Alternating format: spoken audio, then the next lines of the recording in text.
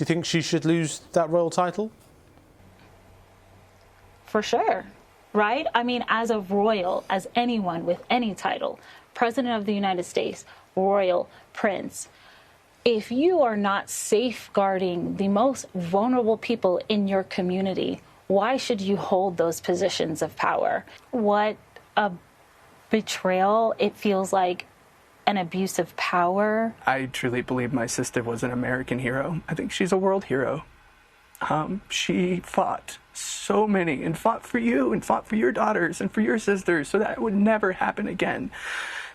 Jeffrey Epstein's crimes have continued to shake reputations this week after the Duchess of York, Sarah Ferguson, was dropped by several charities in the UK and US.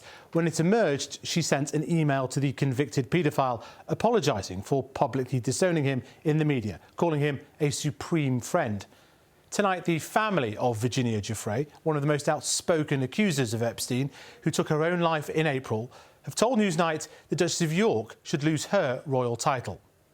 Virginia Giuffre alleged Jeffrey Epstein and his former girlfriend, Ghislaine Maxwell, trafficked her to the Duke of York when she was 17, which Prince Andrew has strenuously denied, including in an interview on this programme.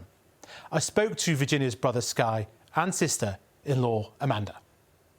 Your actions have true consequence. And so, you know, I think specific to Sarah Ferguson, that for her to essentially turn around after just doing an interview and essentially call Jeffrey Epstein a supreme friend, who is a known pedophile at that point. Let's be clear, he had already been convicted at that time. And essentially tried to, I would call it double dip to some degree, and try to play as though, you know, I just have to put this facade on because that's who I am. Your actions now have consequence. The public is watching. And I think, you know, for her to have charities that involve children, it is important that we hold these people accountable. And I think that's what you're seeing now. And, you know, this is just the beginning. It really is. This is only the beginning of it. I mean, she, through her spokesperson, has spoken of her regret and said that she faced defamation threats from Epstein, which explained the tenor of that email that was leaked. What do you say to that? Every single survivor faces defamation. We have to hold to the truth, especially someone as a figure as her, who's a public figure that people could be looking up to. Your friendships and the people that you move in the same circles with, they matter. So whether she was implicit or participated in those acts, it was very well known. If you were in that circle with Jeffrey Epstein, it was very obvious. Like, his sister said it so many times, you know, minors were around Jeffrey Epstein all the time. And for his friends to act like they were unaware, it's preposterous. So I think it really gets down to breaking down these systems, especially people in those positions. You have to be the one to stand up and say, no, I'm not going to allow this to happen. And so do you think she still has a royal title? Do you think she should lose that royal title? For sure, right? I mean, as a royal, as anyone with any title, President of the United States, royal, prince, if you are not safeguarding the most vulnerable people in your community, why should you hold those positions of power? If you are not one to stand up, if you actively know or see that these things are happening, you shouldn't hold those titles. Now, I appreciate this might be a little difficult. Virginia said that Prince Andrew assaulted her 3 times when she was just 17. He's denied all claims against him. He did agree to pay her substantial damages as part of a civil settlement with no admission of liability or an apology. Should the King and the rest of the royal family now cut all remaining ties with Prince Andrew? I think in regards to Prince Andrew, I think it's important to know that the reason that there was even a settlement to begin with is that if there wasn't a settlement, it would have gone to a place of discovery. Okay. And so the reason, in my belief, and I believe my sister's belief, was because if we were to enter into that discovery, that he would have been exposed.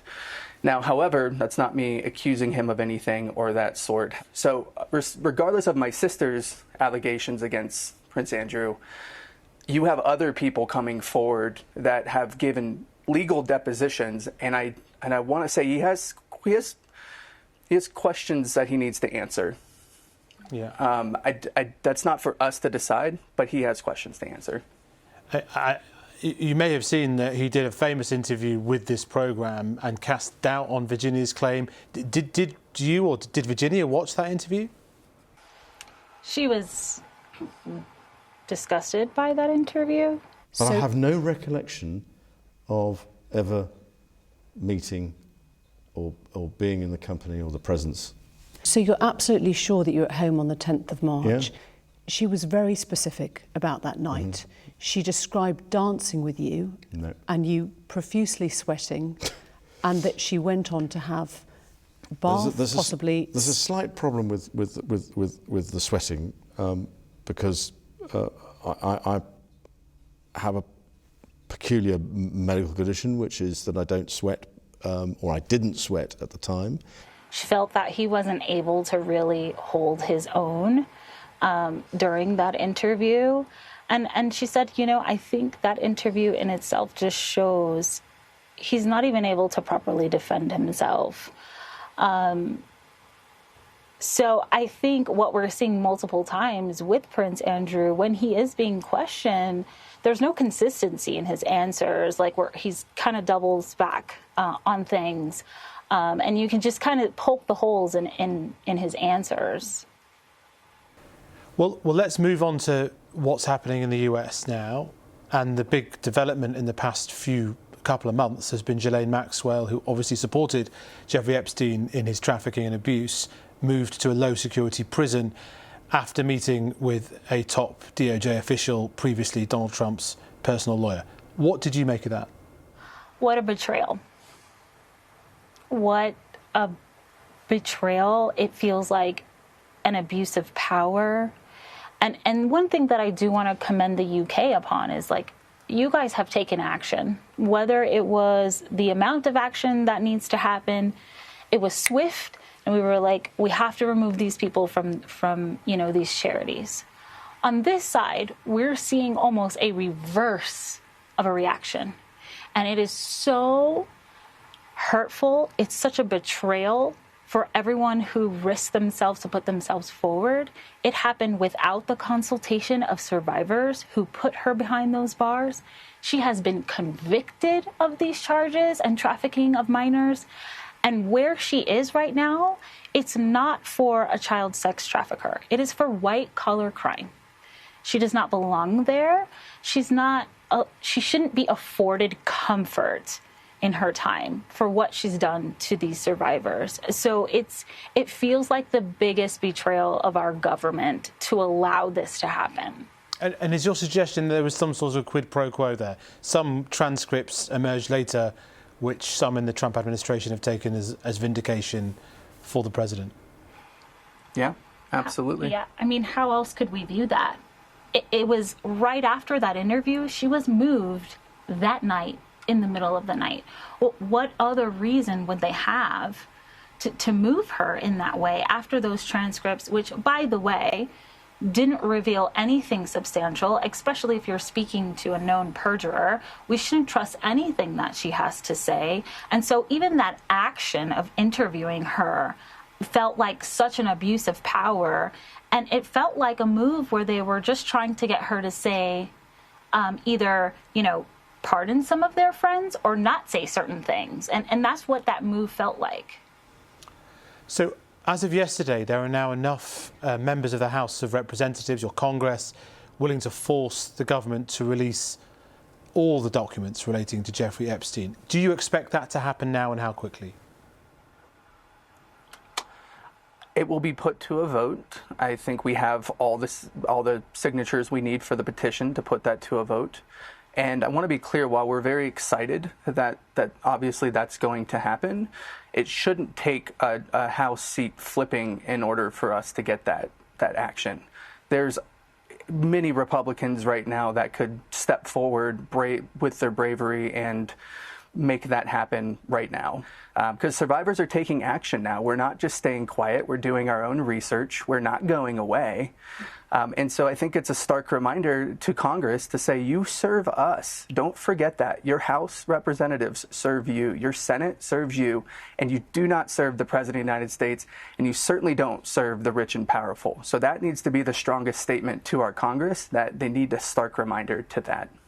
US broadcasters are reporting that the White House is putting pressure on those Republican lawmakers to stop the move to release the files. Do you feel that that's going to work? I would hope that the people who are being pressured take a moment to step back and ask themselves, why are they asking you to do that? There's no other reason to ask them to not release those files unless you or someone you know is implicated in those files. And so they have to do a real gut check with their morality and say, like, am I going to stand by pedophiles, or am I going to serve my constituents and make sure that my community is protected? I mean, you use this phrase, standing with paedophiles. Are you accusing the White House of standing with paedophiles? For me, what I would say is we're not accusing anybody of anything. Your actions speak louder than words. And right now, their actions, they stink of a cover-up, period. Now, of course, the president says any allegations linking him to Epstein's illegal activities is what he calls fake news, that he kicked him out of his club, Mar-a-Lago. Are you satisfied by that position, or are there more questions to answer? I think he has a lot more questions to answer.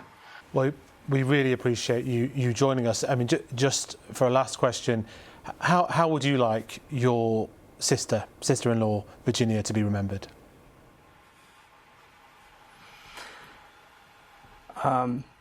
I truly believe my sister was an American hero. I think she's a world hero. She fought so many, and fought for you, and fought for your daughters and for your sisters, so that it would never happen again. She, at the basic human level, held her daughter for the first time, and when she did that, she knew it could never, that could never happen to her or anybody else's children ever again. So I believe my sister to be an American hero at the fundamental level. She taught me to be a great man, a husband. There's really nobody like her out there. And if you had the privilege to meet her, you would see that. I think you can see that through the camera. It resonates in the interviews and everything that she brought forward into this world. But her story is not over. We will continue her legacy, and we will not back down until justice is served for her and for her survivor sisters and for all the victims out there. Well, Skye and Amanda Roberts, thank you very much for sharing this emotional, difficult story about your sister with BBC Newsnight. It's much appreciated. Thank you. Thank you. Thank you.